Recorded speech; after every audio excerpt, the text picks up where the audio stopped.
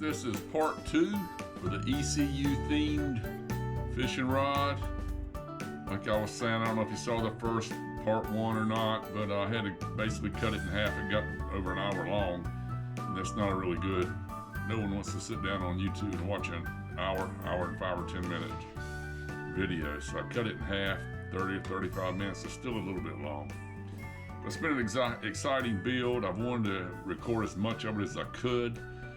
Believe it or not, getting it down to even a little over an hour, I had to eliminate a lot of stuff that I really would like to put in there.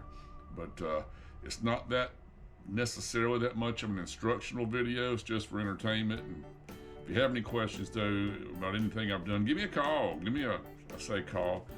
Shoot me a message. Text me, whatever you want to do. It's Billy at Real Time Fishing Custom Rods. realtimerods@outlook.com, I should say. So give me a call. Y'all, hope you enjoy the rest of the video. I'm going to run a thread of black in here now. Black is a good color. It delineates between other colors when you're getting one of these longer closed chevrons going.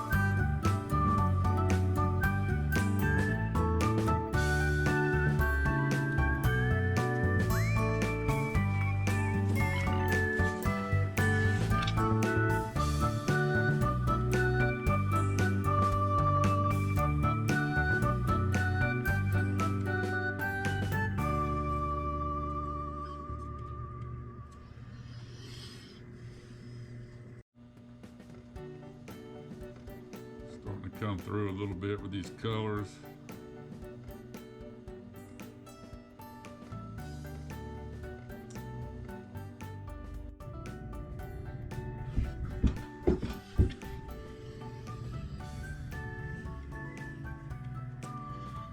You run a few strings and threads and you pack them in. Pay particular attention to the size of these. I guess I call them diamonds in the middle. The reason the size of those diamonds is how you pack your line correctly. Sometimes they'll want to go up on one end, not so much on the other, just the way the thread lays. These are wanting to, this end is wanting to ride up a little bit on me, so I'm going to make sure I get them back in order.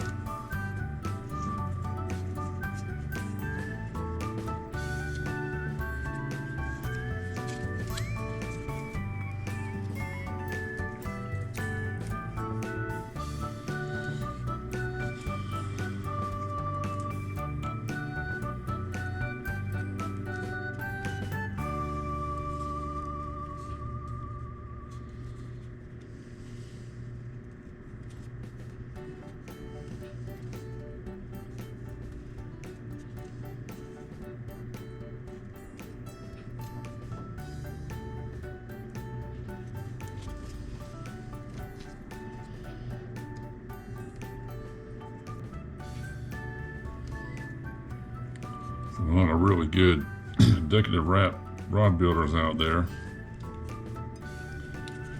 I'm still learning.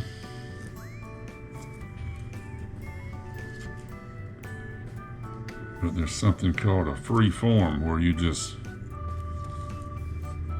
I guess, start wrapping. See where the mode,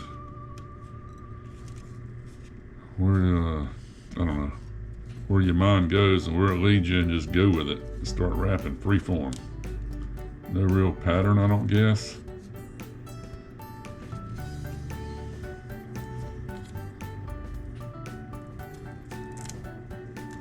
Coming.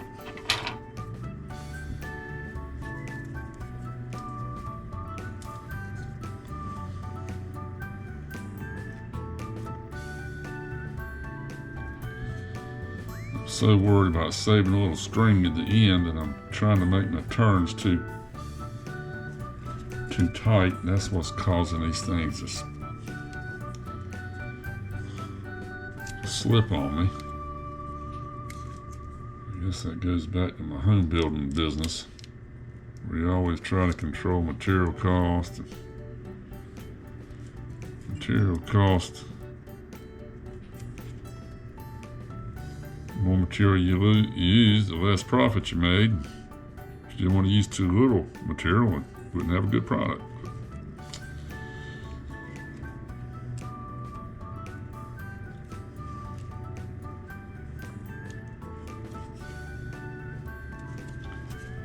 It really just kind of rubs me the wrong way when I see something wasteful, no matter what it is.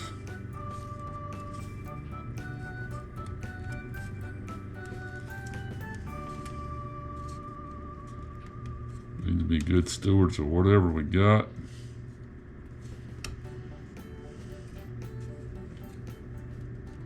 Be smart about the way you use it.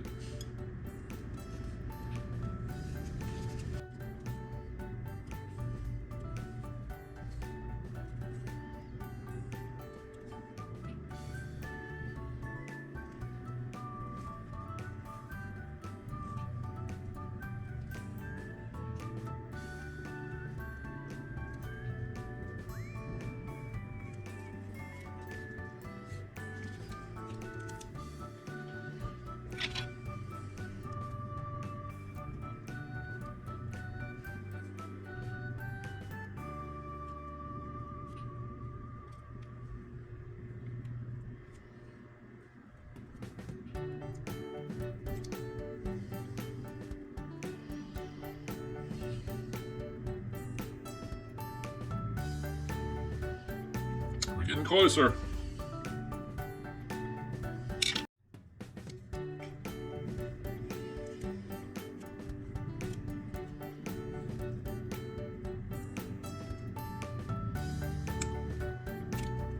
Okay, you sit here by yourself, you don't have a radio on or anything. Of course, I can't record these YouTube videos with a radio in the background, even if I wanted one. Sometimes you end up daydreaming, you lose track of the counts on your thread, and you look back and say, wait a minute, I'm not through. I thought I was actually through with all this gold color. But oh well. I need to get rid of all that thread though. So I need some different one.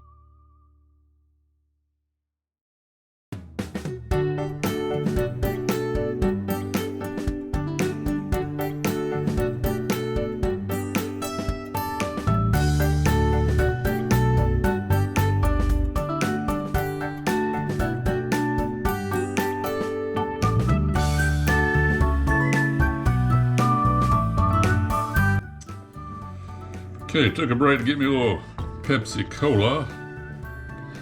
No, I'm not sponsored by Pepsi. Nobody's paying me to say this. I just like Diet Pepsi. Of course, I've got to say it. New Bern is the birthplace of Pepsi. And that's where I'm from, New Bern, North Carolina. Anyway, we're getting ready to get rolling again. Like I was telling you, you can see the chevron starting to close in. So why it's called a closed chevron. These little diamonds are getting smaller as we go. And I don't know, another 7 or 8 passes, it'll be closed. And then some more of this metallic purple in here.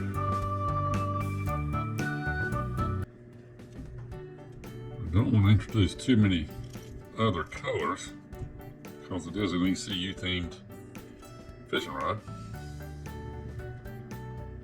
I'm sure they don't want any red in here. That would be NC State, and that was one of the larger rivalries back in the 70s. NC State and East Carolina.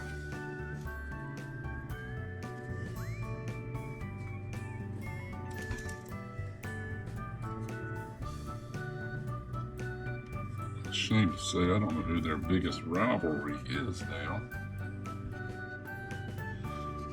And I don't know if that was the biggest back then. I just know it was one that, you know, goalposts got torn down, all that good stuff.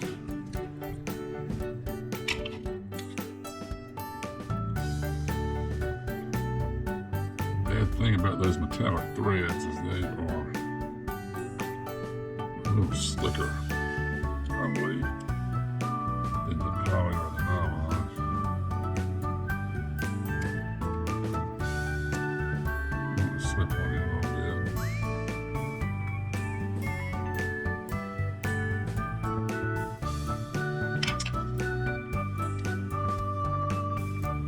I'll stick a black in here.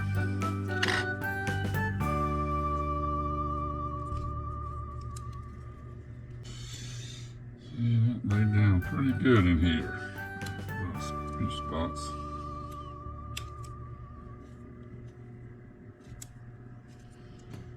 It just seems to me that most of my problems with the line, string, thread, whatever you want to call it, gets off is at the ends when I make my turns, and you end up with this big, you can see this big ball of thread down here, and you got to go around that to get back. Started. Sometimes it just didn't lay just right. I like to make these wraps as long as I can get them. You know, if you made them real short, it'd be quite as big a problem. They wouldn't look as good either, in my opinion.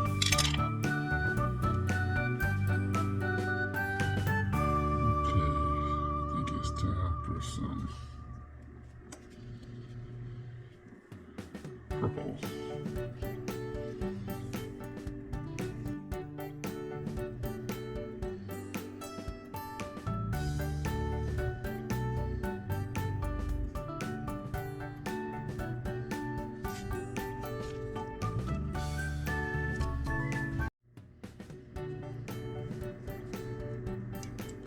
Just about to get it, folks.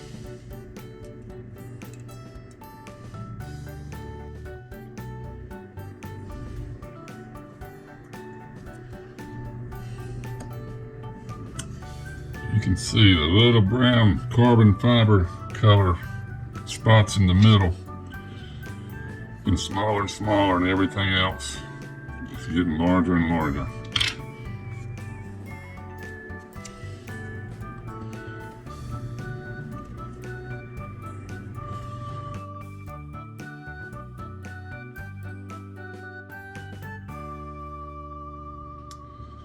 Okay.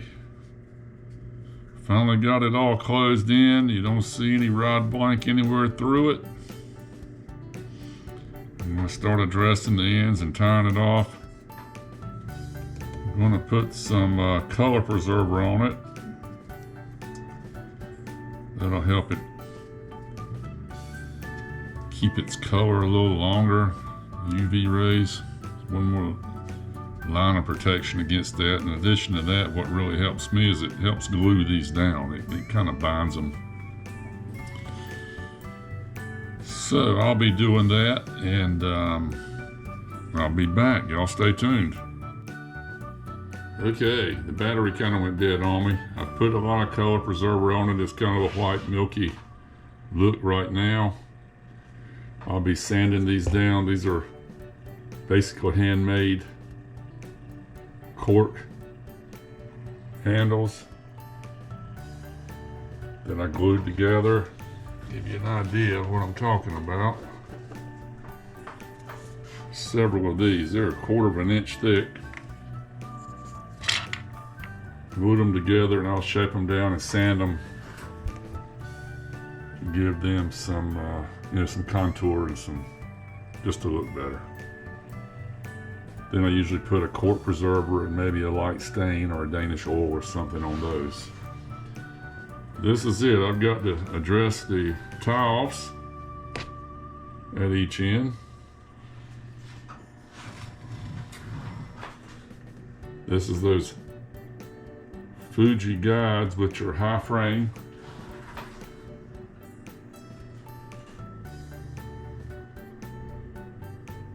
And the more I do of this rod, the more I enjoy doing it. Anyway, I've got about an hour to kill or so while this dries, this color preserver dries, and then I'll be back in touch. Okay, I've already tied off the other end down there. And thought I'd show you this one, how we tie these off, so that the wrap we just spent 3 or 4 hours doing doesn't come unraveled.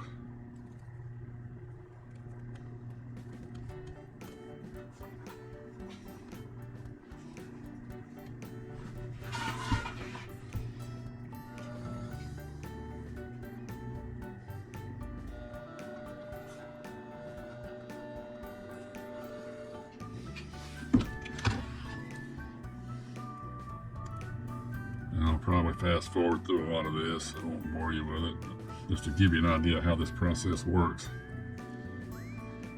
I'm going to put a tie off, or what, basically how you finish off the wrap itself. Just going to mimic these guides right over here. With some purple, then a band of gold, then some purple again. Try to tie it all in.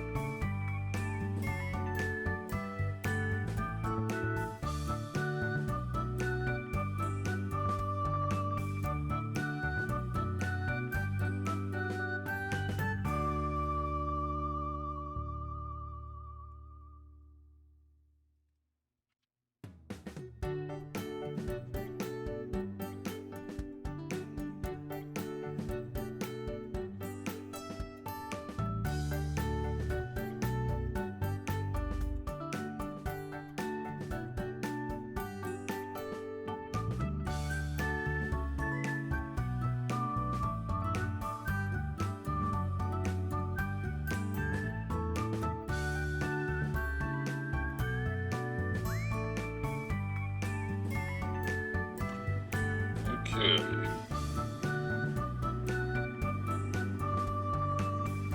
I'm going to get the gold band in here.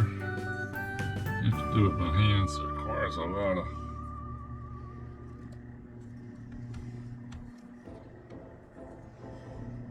touch up.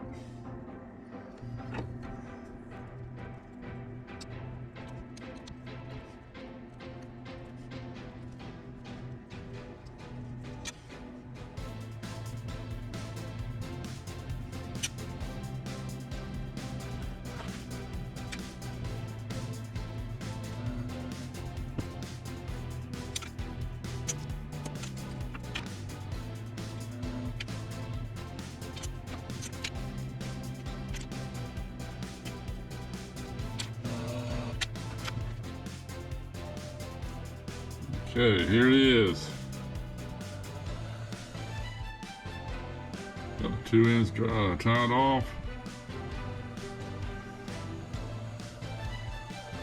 I'm going to be doing a hook keeper and doing some sanding.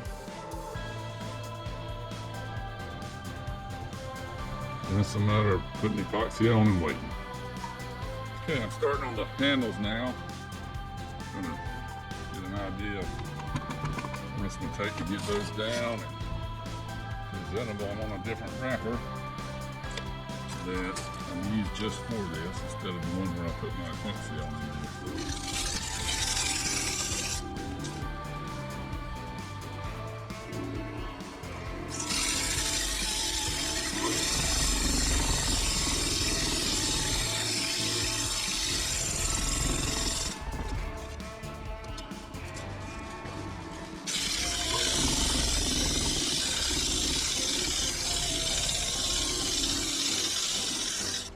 Everything down to the same level. Then once I do that, I'll start rounding the ends off.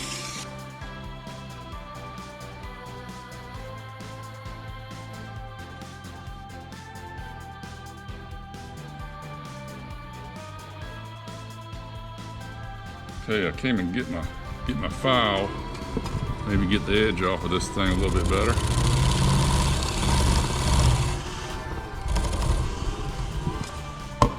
Got this in a holder down here to keep from putting my whole end of it in there, and it's not holding it very well.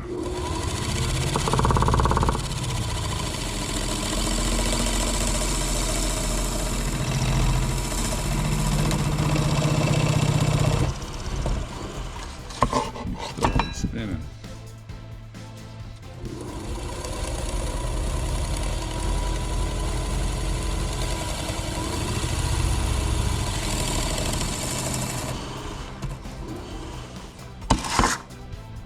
Okay.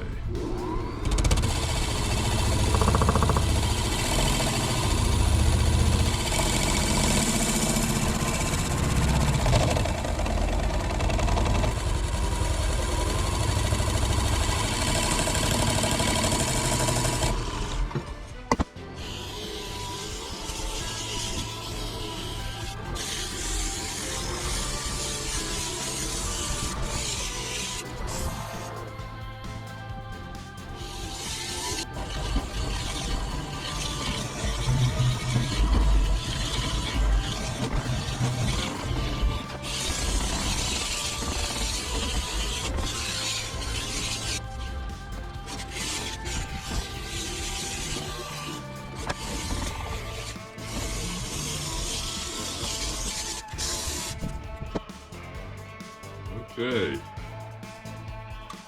back for another day here in the rod shop. I'm finishing up thread work on the ECU themed rod. It's been a really fun build so far. And now comes what I call as the slow part. I've got that epoxy, all this, and I use Generation 4. That's one of the best epoxies I've ever used, and I've tried several. Anyway, y'all stay tuned. I'm gonna mix it. Part of the process of, like I said, a slow process is this epoxy, and you can't rush epoxy, and dust is your enemy. So I've got this little portable vacuum cleaner that I go through, and I try to get all the dust, we call them fuzzies or whatever, just from working the thread.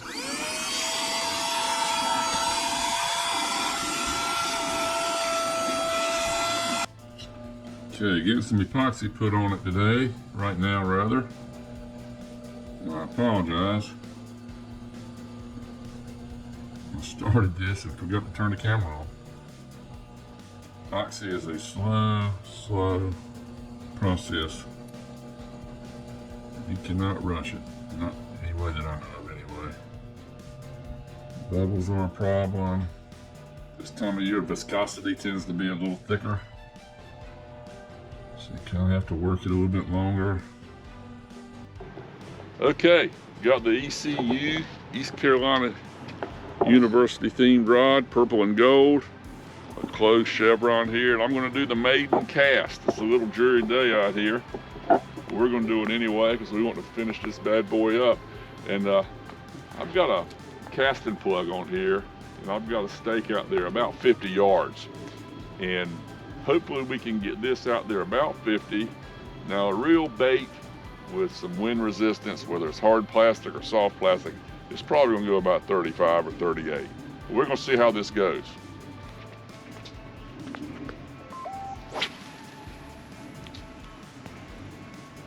Boy, I burnt that up. They're really good ways out there.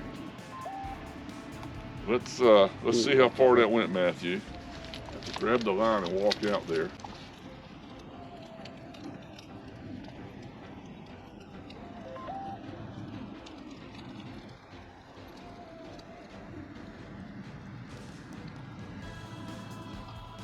Like I said, I do these test casts to make sure everything's fine before I finalize the epoxy on it.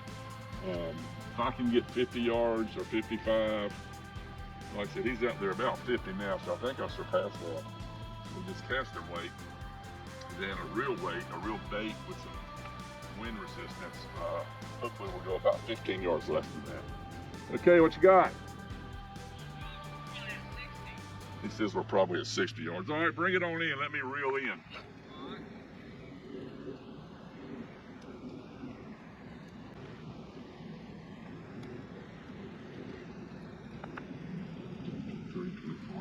26, 27, 28, 29, 30. I'm counting my revelations of the handle. It brings in about 33 inches per turn. So I'll do the math and see how many yards it works out to. It gets it pretty close to. I'm at 30 now. 31, 32, 33, 34, 35, 36, 37, 8, 39, 40, 41, 42, 43, 45, 46, 47, 48, 49, 50, 51, 52, 53, 54, 55, 56, 57, 58, 59, 60, 61, 62, 63, 66, 67, 70, about 70. Of course, that didn't account for the arc and the the line going out there. So it's probably about 60 to 65 turns. So that's well over 50 yards. Again, these are ideal conditions. I've got 10-pound braid. It's a very nice braid. It's Power Pro Super Slick V2. I use it almost exclusively, and you can cast it a ton. It passed the test. Y'all stay tuned. We're gonna finish this thing up. Okay, folks, I'm finishing up the ECU themed golden, purple and gold fishing rod for my good friend John. And part of what I do, I'm kind of taking you through all the processes, or at least hitting on most of the processes of building a rod. And part of what I do is when I get finished and I've got all the epoxy on the rod and the guides are all in place and everything, I balance the rod so it feels more comfortable in your hand. It may sound a little counterproductive or counterintuitive, if you will, to say you're adding weight to make it seem or feel lighter. But what it does is it creates that fulcrum or that pivot point in your hand. So when you cast it, it helps get that bait out there smoother and further and more accurate, and it just feels lighter. What I do is I've got a little koozie rigged up here, and I just simply add weights into it until the rod comes up. And usually it takes about 2 of these weights. They're in their metric. This is 14 grams. And there you have it. That just about did it. It is now balanced at about where, of course the reel's not on it, but it's balanced at about where your hand will be or your thumb will be. And you can slide this up or down. You can see it gets real close at the very beginning or the front of that foregrip. So that's balancing the rod. I'll now take some glue or some paste and put it in the butt end of this rod, and then we'll put the butt cap on it. I've got some final touches on sanding this handle down, and just a few minor touches on some of the epoxy, but she'll be done. Okay, we're finishing up the East Carolina themed fishing rod here. I'm just going to be finishing the handle, putting some of this Danish oil on it. If you can see that or not, but that's what I got going on in here. What I do is I smear, try to make it look a little bit different than something you'd buy in the, in a shop somewhere off the shelf. If you get a custom rod, it kind of needs to look custom. So I'm gonna stain this a little bit, and I've got some other things I put on here, some Min wax, maybe some cork seal to help preserve it.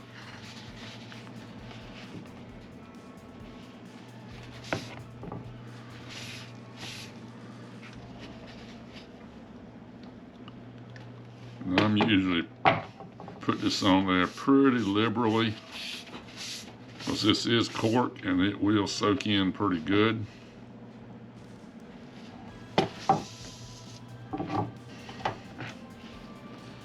Just gives it a richer look, with something different than what you can get some of the big box stores. I don't want to mention any names.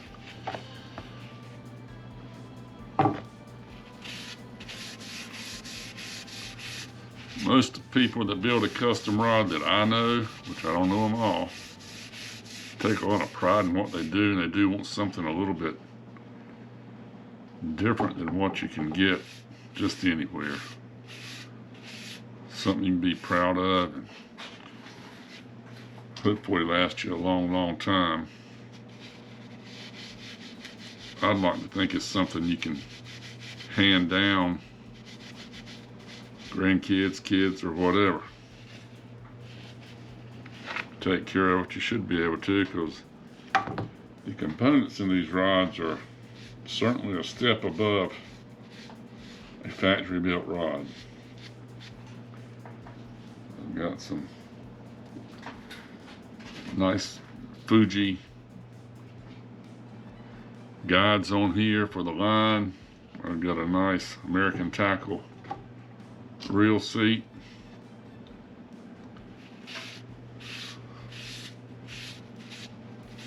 It's not something you can just throw in your boat and leave it there all the time and it lasts, but if you take care of it, like most people do, most people I know take care of their stuff and what they got. They want nice things, they take care of it, they understand. Most people my generation realize you got to work for what you get. If you work for it, you kind of want to take care of it. I came along when nothing was free. You always had to work for it. Except maybe Christmas. Trying to get a little bit of this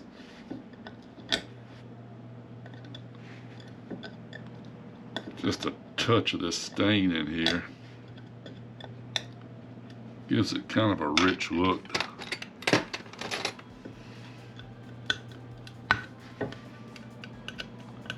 This video is going to be, it's probably a pretty long one. I haven't started editing it yet, but it is basically every step that I took in building this rod. A good friend of mine's getting it for a good friend of his, and we thought it'd be kind of neat to see the steps. Or he did, and I agree.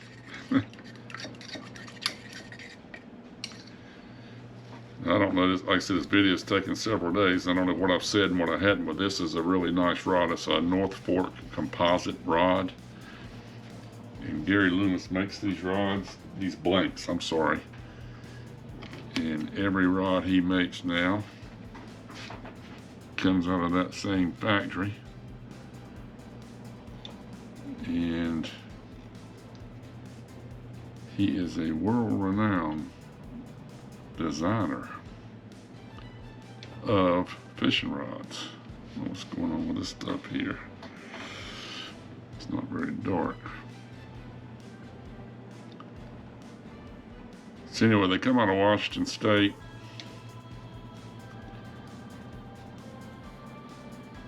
Takes you a while to get them. I ordered them 10 at the time. And it takes, I don't know, 30 days to get them. I think they make them to order. His fishing rod now, G. Loomis, actually was sold. His fishing rod now, he's got a company called Edge Rods, and you can't buy them off the shelf. You buy them straight from the company. Again, which is the same company that I buy my blanks from.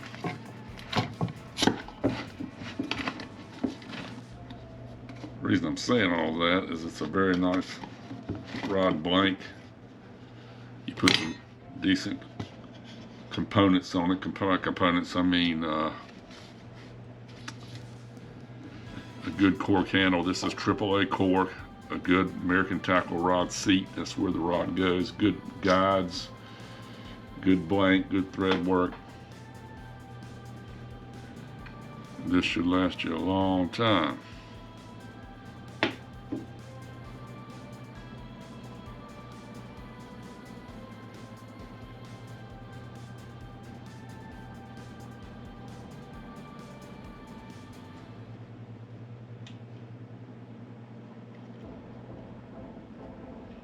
Trying to get a little darker band here on the bottom. I think that Danish oil kind of sealed everything.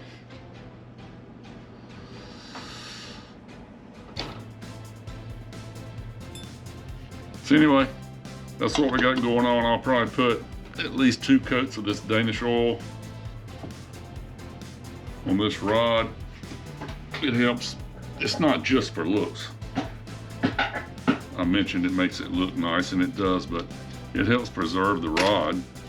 It helps protect it against, you know, the UV rays of the sun, because fishing rods, they typically are in a very harsh environment. They are in the sun, in the rain, in the heat all day, or all their life.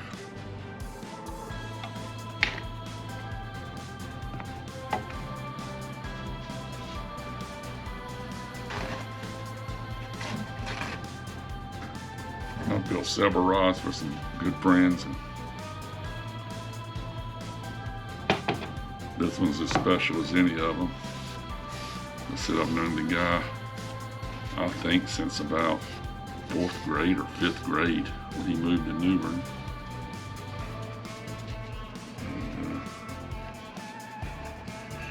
John was a good friend for a lot of years. He's done extremely well for himself.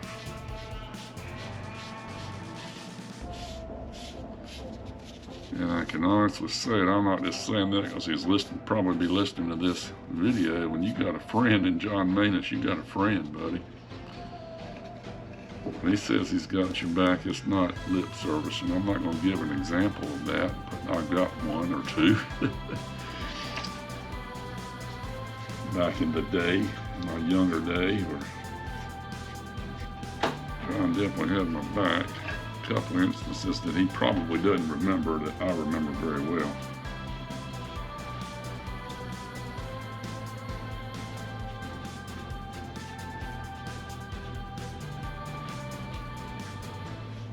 Okay. I think we're getting this thing about where I want it. Okay, I'm gonna let that Danish oil soak in good. However long it takes, probably a good most of the afternoon, several hours anyway. See how it looks, take it from there, and I may put some more on it. May not need to. So there you have it. Thanks for watching the video. If you like what you see, give a like and subscribe to my channel. My channel is Real-Time Fishing and Real-Time Custom Rods. Now, there's a lot of real-time fishing channels on YouTube. Sometimes you have to type in real-time fishing and rod, sometimes real-time fishing Noose River or real-time fishing in New Bern. And this hairy face will show up of mine sooner or later. So y'all join me, subscribe. When you subscribe, you can you click on that subscribe again, options pop up and you can hit all. That way, whenever I get a video out, you'll be notified of all of them.